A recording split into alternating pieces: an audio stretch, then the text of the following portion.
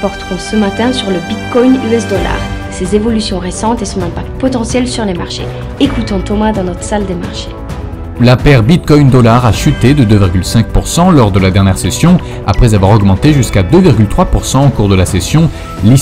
La paire pétrole-dollar a augmenté de 0,8% au cours de la dernière session, après avoir gagné jusqu'à 1,2% au cours de la session. L'indicateur stochastique l'euro a légèrement baissé de 0,2% contre le dollar lors de la dernière session, le ROC donne un signal négatif. La paire Aussie-dollar a baissé de 0,6% lors de la dernière session, le stochastique RSI donne un signal négatif. Merci Thomas. Passons aux dernières nouvelles dans le monde financier.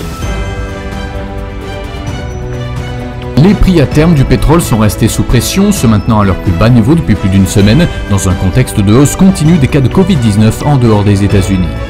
DoubleJump.Tokyo a annoncé qu'il allait intégrer l'ensemble de son catalogue de jeux basé sur Ethereum au réseau Flow de Dapper Labs.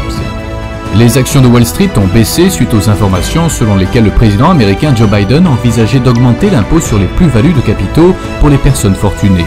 Merci Thomas. Tout de suite, les événements économiques majeurs d'aujourd'hui.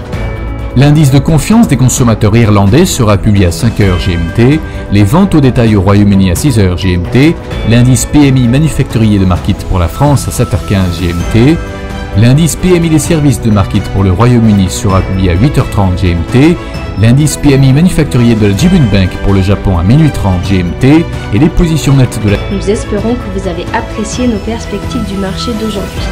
De la part de toute l'équipe, nous vous souhaitons une journée de trading productive. N'oubliez pas de nous rejoindre la prochaine fois pour toutes nos analyses des derniers événements et nouvelles sur les marchés financiers.